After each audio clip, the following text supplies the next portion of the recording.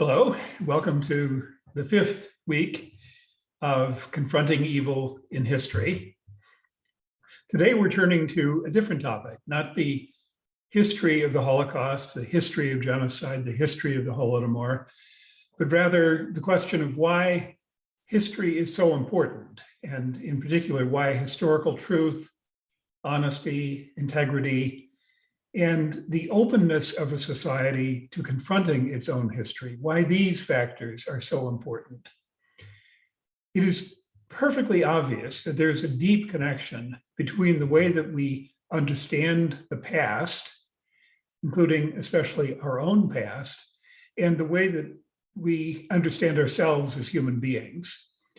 It's also obvious that the past can be used for many purposes, including the justification of the actions of a nation or a political party. What we want from an historian of a period, as opposed to a journalist or a politician, is an honest review of the available evidence of previous accounts of that period, and we want a disciplined effort to put together an interpretation of the past that is supported by the evidence and that is approximately true. In other words, we want intellectual honesty, following the facts and coming to conclusions that are justified by the facts. And why is this so important? Is it just an intellectual virtue, or is it more important than that? I would put it forward that it is more than an intellectual virtue, it is a human virtue. Human beings are historical beings. We make ourselves through our histories and through our own tellings of our histories, the narratives that we tell about ourselves. We constitute our identities, goals, purposes, and values in terms of our understandings of origins and the histories that brought us to where we are. Understandings of the past contribute to our orientation towards the future, the things that we aspire to and the things that we need to struggle against. It is clear that cultures change over time as a result of human, individual, and group experiences, and cultures reflect group narratives about the past. Historians provide an objective anchor in our self-conceptions.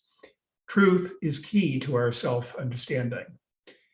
When we think about Thucydides and his history of the Peloponnesian War, that was an historian telling a history of Greece, or of a certain period of Greek military and social and political life.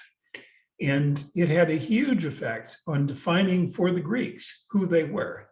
And I believe that that is a very common situation of the relationship between history, narrative, these stories that are discovered by historians, and the people that we become.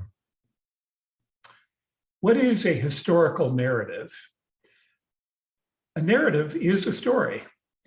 It is a story that has been constructed so as to best reflect the range and quality of evidence, the facts that are available concerning its subject matter.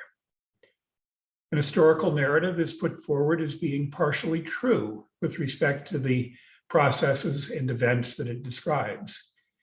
So if we are giving a narrative of the end of the American Civil War and the several battles that were right at the end of the war, what we want is an evidence-constrained, factually based account of what those events were and what their implications were.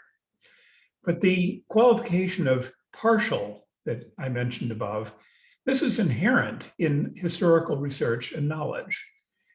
Evidence is always incomplete and sometimes ambiguous, and judgment is required to arrive at an assessment of the truth of the matter.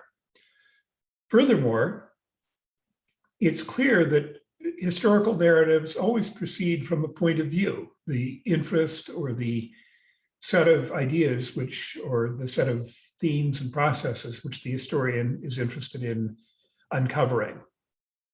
However, whatever the story that we tell, evidence is available to evaluate those stories. and the evidence is crucial.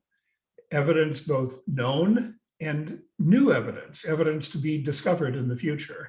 This is a powerful check on historical claims. There are several kinds of distortion and dishonesty that we can easily associate with historical accounts. An historian may suffer from antecedent political commitments. We've seen this in each of the readings that we've done for today. It may be an anti-imperialism point of view. It may be a pro-American or a pro-Soviet point of view. And once having this orientation, the historian may treat very selectively the historical evidence which he or she chooses to support what are really prior commitments. But again, against this idea of proving a case, what we want from historians is a researcher who is open-minded enough to consider the evidence that is available and come to conclusions justified by evidence and inference rather than ideology and political commitment. So let's turn now to Tony Judt in the first of the three essays. Tony Judt is a remarkable historian. I have found him very, very interesting to read, very powerful to read his work, and especially his work in a book called Post-War, The Experience of Europe After the End of World War II, published in 2005. In the essay that we read for today about myth-making, he makes a very powerful case for the idea that much of the narrative that was told across Europe, both in Western Europe and in Eastern Europe, about the war that had just ended, much of that narrative is self-justifying, selective, and often fundamentally untrue. A couple of quotes that are, I think, to the point. The special character of the wartime experience in continental Europe and the ways in which the memory of that experience was distorted, sublimated, and appropriated, bequeathed to the post-war era an identity that was fundamentally false, dependent on the erection of an unnatural and unsustainable frontier between past and present in European public memory.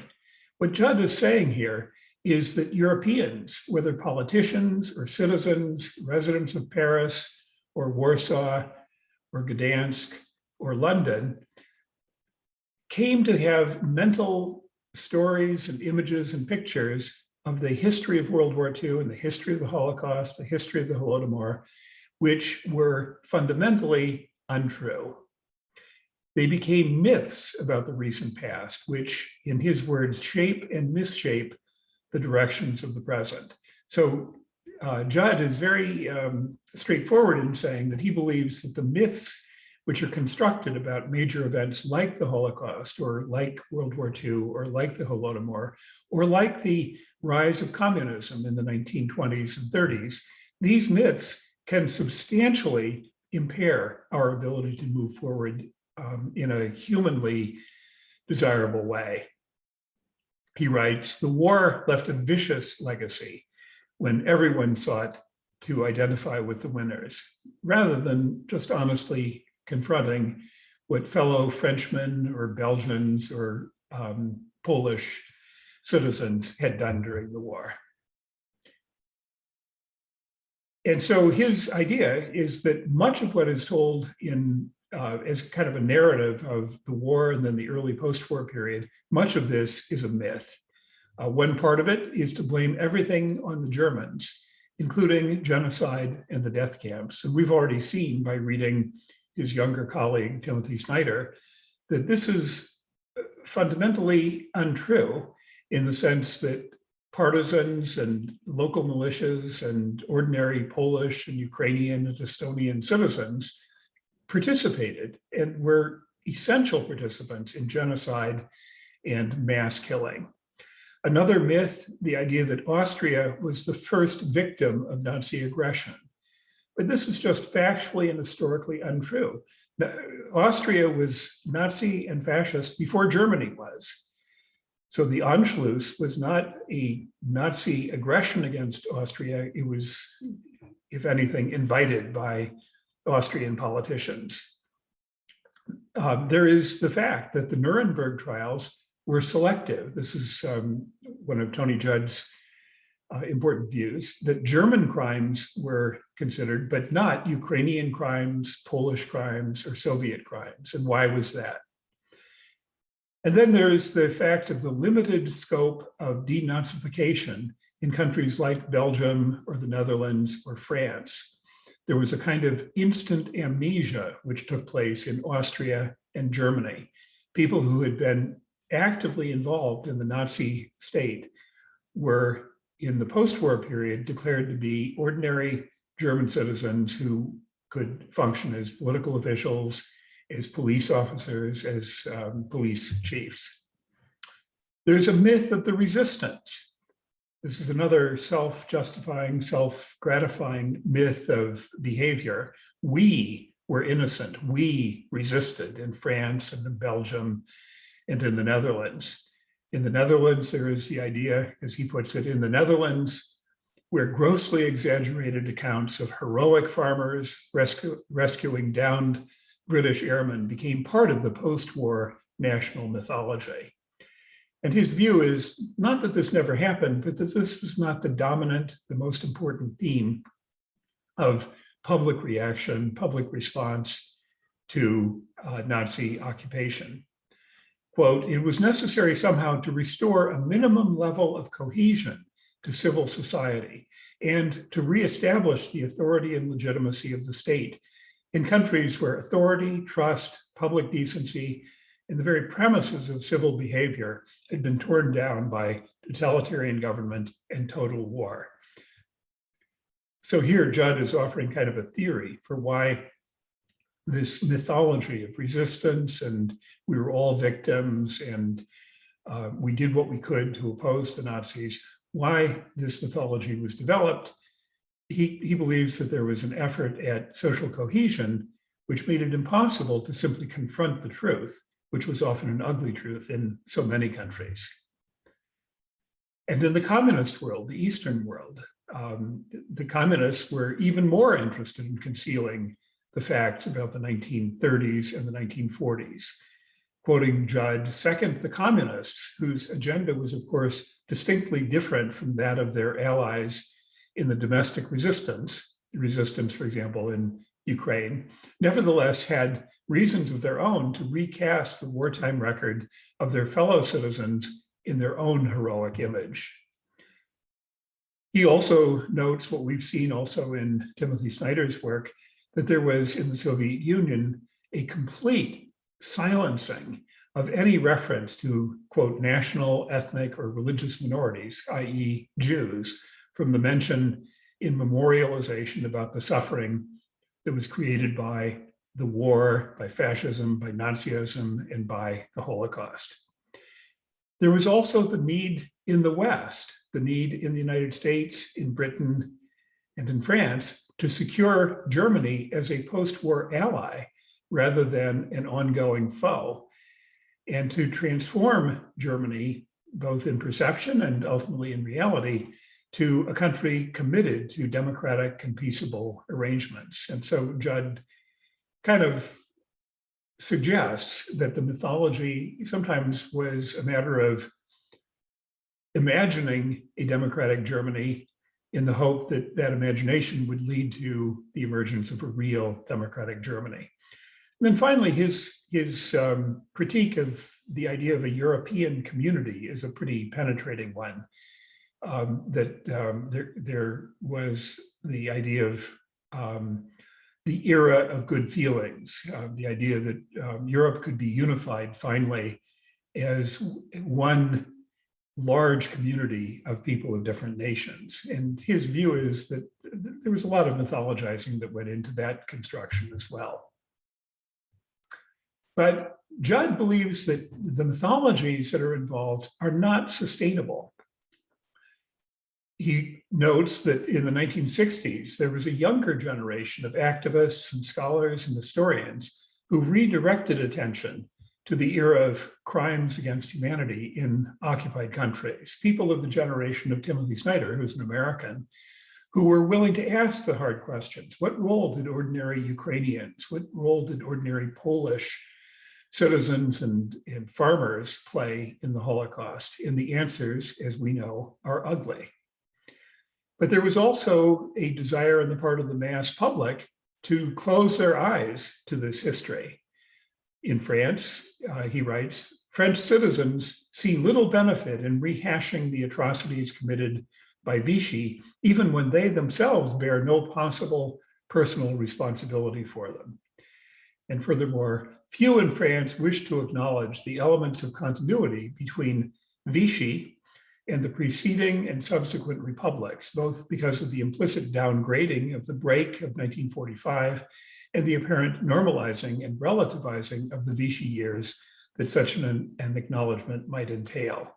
In other words, in France, there was a desire to understand the Vichy regime as being an imposition of the German, the Nazi, overwhelming military power, and not something which the French also conspired to create. Turning east, Judd also believes that we find a similar process of denial of the truth. Another quote that I think is important. For Eastern Europeans, the past is not just another country, but a positive archipelago of vulnerable historical territories to be preserved from attacks and distortions perpetrated by the occupants of a neighboring island of memory. A dilemma made the more cruel because the enemy is almost always within. Most of these dates refer to a moment at which one part of the community, defined by class, religion, or nationality, took advantage of the misfortunes of another to help itself to land, property, or power.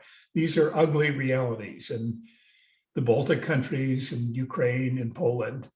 And what he's basically saying is that there are competing myths from one region to another, from one country to another, even from one part of a country to another, about who did what, who suffered, who was the aggressor, who was the victim. The Soviets were much more systematic and created vast structures of lies about occupation, collaboration, and murder. And these lies persisted for decades. And that's one of the reasons why I find it so interesting to turn to the next two authors who we'll be reading. So let's turn to these authors who are able to give us some insight into a Baltic country, Estonia, and into the Ukraine.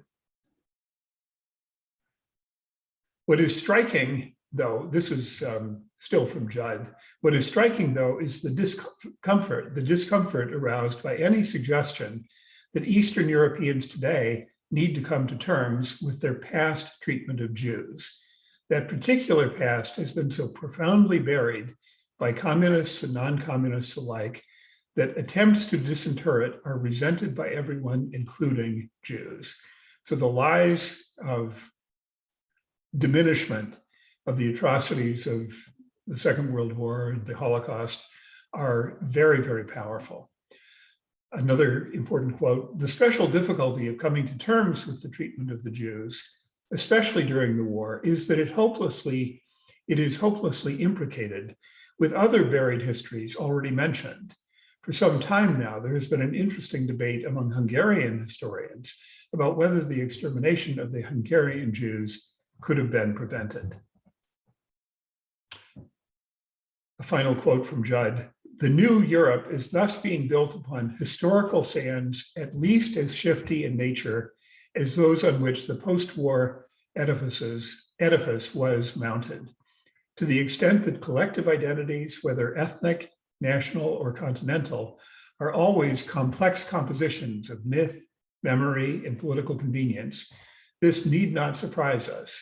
From Spain to Lithuania, the transition from past to present is being recalibrated in the name of a European idea that is itself a historical and illusory product with different meanings in different places. In the western and central regions of the continent, including Poland, the Czech lands, Hungary, and Slovenia, but not their eastern neighbors, The dream of economic unity may or may not be achieved in due course. So let's now turn to the view from Eastern Europe and intellectuals from Eastern Europe.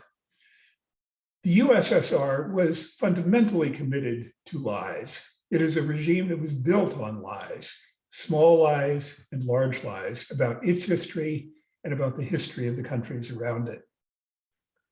But the intellectuals who grew up in the Soviet republics were often able to see this rigid authoritarian attitude towards statements about the past and the dogmatism and mendacity of official statements about history.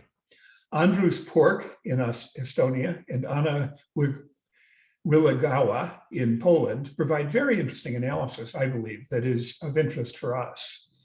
Andrus Pork, he changed his name later to Park for maybe not the expected reason, was born in Estonia in 1949, and he became, surprisingly enough, a philosopher of history. This was very difficult to achieve in the Soviet Union, and he died in 1994 of a heart attack while jogging. He died as a very young man. Anna Wylegala is an assistant professor, a young scholar at the Institute of Philosophy and Sociology at the Polish Academy of Sciences. And again, she has a very, very interesting way of trying to interrogate the memories, the narratives, the stories that are told, and the identities, especially in Ukraine. So let's begin with Andrus Pork. Here, Andrus Pork is most interesting on the topic of the ethics of historical research and historical writing. This passage kind of captures much of his ethical idea about historians.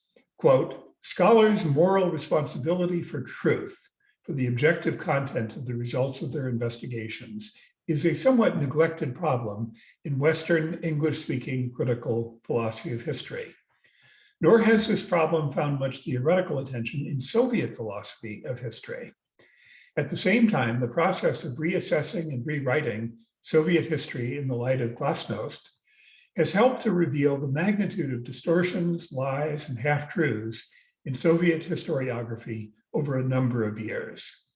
The process of rediscovering what actually happened in the past has made history, at least for the time being, a very fashionable subject in Soviet intellectual life.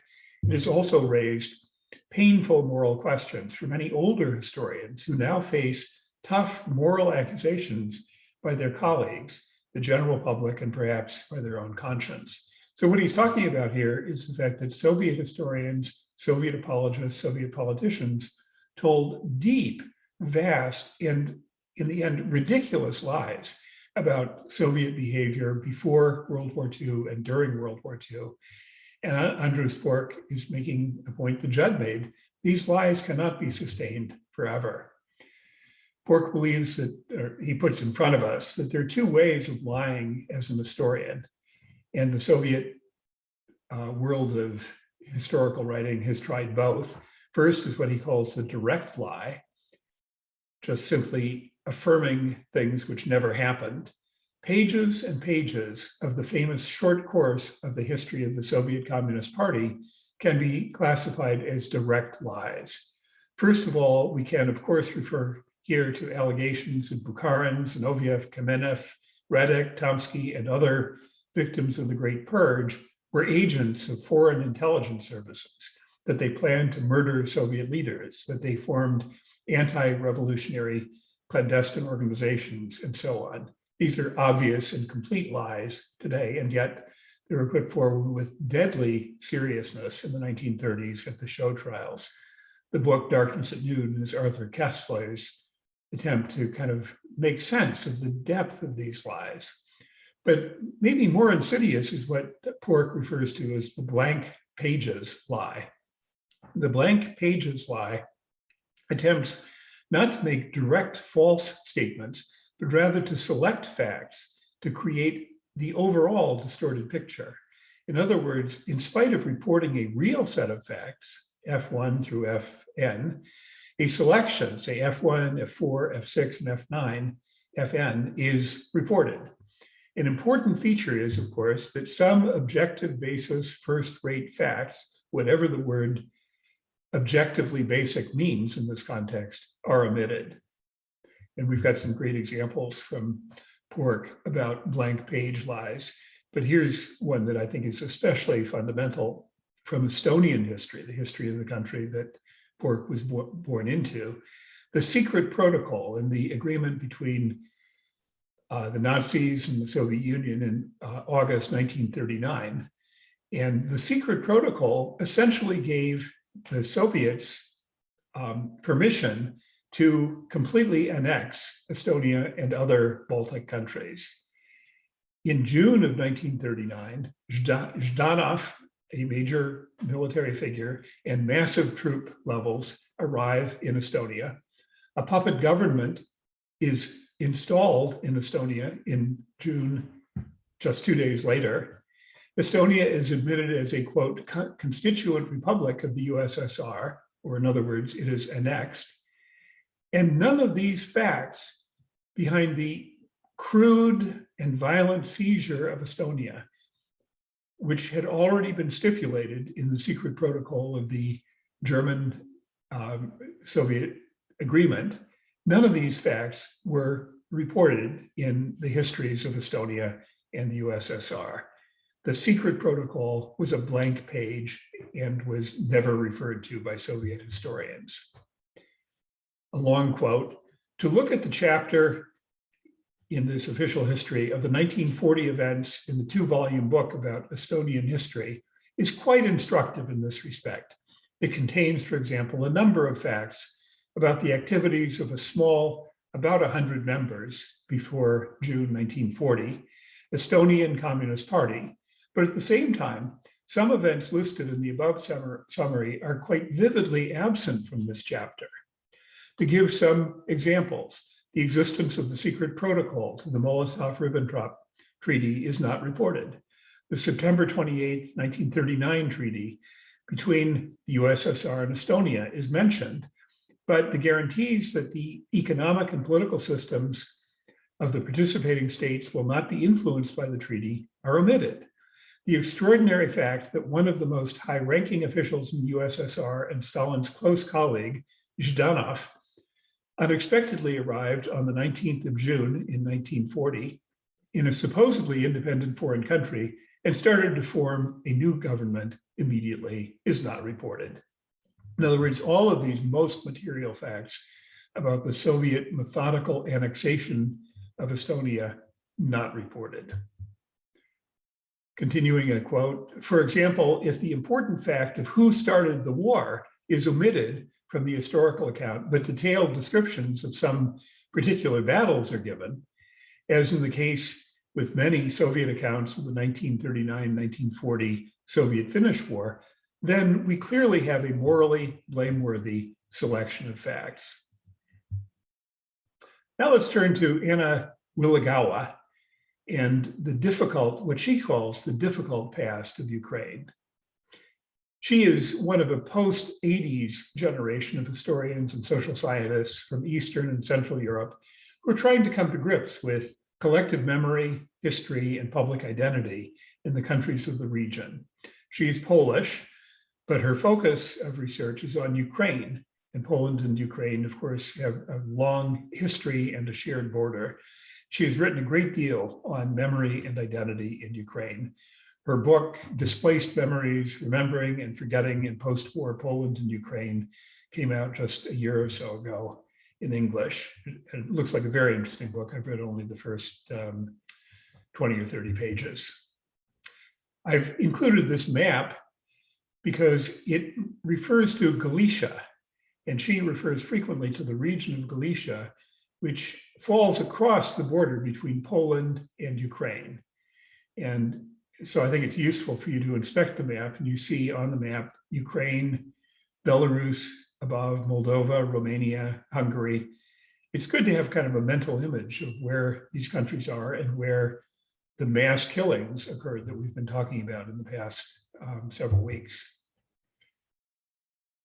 Here are a couple of observations of hers about the lies and the false narratives which were told in the Ukraine. 50 years of communist rule have either deprived the region's inhabitants of the opportunity to reflect upon and critically analyze these experiences, the experiences of war, Holocaust, and extermination of the Polish population in Ukraine, or severely limited their freedom to do so. Ukraine is not an exception in this regard. The 20th century brought its citizens a multitude of traumatic experiences, none of which were fully worked through before 1991. 1991 is when the Soviet Union and its system collapsed completely. Specific elements that she pays attention to are the OUN UPA, basically the right-wing, even fascist-oriented union of Ukrainian nationalists, and the Ukrainian People's Army. So the activities of that organization in the Ukraine. Secondly, the facts about the Shoah, or the genocide of the Jews in Ukraine. And we've seen how deadly terrible those facts are. And then finally, Polish-Ukrainian conflict in World War II, including mass killings of Polish people in the Ukraine. She is interested in how ordinary people today in the Ukraine, some 60 years later, remember and represent these events. So what about the OUN UPA? This is a dividing feature of collective memory in Ukraine. It is a highly controversial organization. For some Ukrainians and for the Soviet Union telling of the story, the OUN was a patriotic organization. Actually not for the Soviet Union, but for many Ukrainians, it was a patriotic organization defending Ukrainian nationalism and independence. For the Soviets, on the other hand, the OUN was a willing collaborator with the Nazis. It was a proto-Nazi party with its political roots in Ukraine, but strongly supportive of the Nazi movement. So we have this splitting of opinion, splitting of memory between the idea that OUN UPA was a nationalistic, anti-Semitic, and pro-fascist organization, which was put forward by the Soviet Union, and which seems to be closer to the truth at this point, or a patriotic force of national independence. But the interesting thing is that she goes through available public opinion surveys and finds that opinions about the OUN are quite variable from east to west and across generations. And that, to me, makes for a very interesting kind of social science analysis of how memory and identity are conveyed across a region, across various peoples, and across time. I'll just mention Stepan Bandera, who was, again, a controversial figure, leader of an insurgency for Ukrainian independence, but denounced by the Soviets as a pro-fascist, pro-Nazi collaborator. The Holocaust is an especially difficult and silenced topic in the Ukraine. It is shocking. I think we all found it shocking when we talked about Babi Yar, shocking that the murder of 32,000 people in Kiev, 32,000 Jews in Kiev, in the ravine of and valley of the forest just outside of Kiev, Babi Yar, that this dreadful crime against humanity doesn't even have a memorial. This is shocking. Here's what she has to say about this blindness of memory, this deliberate blindness of memory. The difficult heritage of the Shoah went completely unmentioned in the Soviet Union. In most of Ukraine, the killings took place not in secluded camps whose existence one could be ignorant of, but on the spot, locally, in full sight of the Christian neighbors. Gritsik calls this an intentional amnesia, the removal of uncomfortable, difficult elements of history from the social consciousness. Other researchers write about an intentional policy of erasing traces or destroying memory. Whatever one might call it, the fact remains that the subject of the extermination of Jews did not exist in the USSR. And we've seen this before in our treatment in Snyder, that the USSR had a complete block when it came to speaking honestly and openly about the conduct of not only Germans, but Ukrainians, Poles, and other ethnic groups and nations in carrying out the mass killings of Jews. She puts forward several ideas, several hypotheses. My first hypothesis, she writes, is the peripheral importance of the Holocaust in Ukrainian collective memory. She finds, in other words, that the Holocaust does not play a large role in collective memory and family memory in Ukraine. My second hypothesis has to do with that the peripheral status of the Holocaust memories is rooted in Ukrainian-Jewish relations spanning several centuries, in which Jews were the alien, not the other. But the alien, a concept both stronger and more profound. So she's basically saying that the separation between Ukrainian Christians and the Jews was even more extreme than the separation between other ethnic groups. Jews were regarded as being completely outside the scope of normal Ukrainian society. And finally, my third hypothesis concerning Ukrainian remembrance of the Holocaust, that the memory of the Shoah is inconvenient for Ukrainians for more reasons than the potential overshadowing of the Holodomor. That more important reason has to do with the involvement of Ukrainian militias and Ukrainian citizens more generally. She is perfectly clear about several points, and most clear about Ukrainian armed units in the mass killings of Jews. However, it is also certain that Ukrainian armed units, be it OUN militia in 1941, Ukrainian auxiliary militia in 1941-43, or UPA partisans after 1942, all of these Ukrainian groups took an active part in the Holocaust during the war. This fact is not only completely absent from vernacular or ordinary memory about the OUN, UPA, the Shoah, and World War II in general, but also entirely non-existent in Ukraine's official historical policy. Think of that the involvement, what we saw in the ravine, the picture is of 2 Nazi soldiers and 2 Ukrainian militiamen. It's as if the 2 Ukrainian soldiers have been airbrushed out of that photograph. The murderous actions of the UPA have not been acknowledged. Both direct lies and blank page lies have been told. Quoting her again, in Soviet historiography, the Polish-Ukrainian conflict could only be perceived in social terms. This is the effort by Ukrainian militias and Ukrainian forces to expel and kill the Polish population which lived in Ukraine. And remember that picture I gave you of the Galicia region, which overlaps between Poland and Ukraine. In Soviet historiography, the Polish-Ukrainian conflict could only be perceived in social terms. In other words, not in terms of ethnic or religious conflict.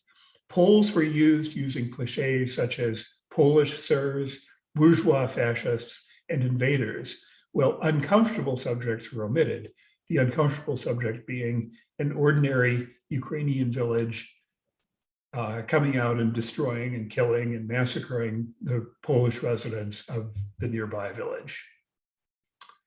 So we've looked at a number of perspectives on truth-telling and the difficulty of truth-telling in history during the period that we're concerned about, this period of evil across Central Europe, Eastern Europe, and ultimately the whole European continent. We've seen multiple perspectives on how in Eastern Europe and in Western Europe, truth-telling has been next to impossible. In the history that we've been reading, we've discussed, and I would call it, by the way, honest history, the honest history that we've seen in in the ravine and in Black Earth and Bloodlands, we've been discussing terrible things done by individuals, groups, armies, and nations against innocent people. We've also seen the efforts of concealment that often follow these periods of evil by the perpetrators. And that's very much what the two Eastern European historians have emphasized. But I'd like to put it in front of all of us in the seminar that it is crucial for us as human beings to confront the truth, to attempt to understand what happened and why, and to change ourselves and our social institutions so that ethnic cleansing, mass murder, and enslavement do not happen again. And it is a thesis, it is a view, it is a conception of how things work in human society, that honest recognition of the past is crucial for our ability to succeed in this effort.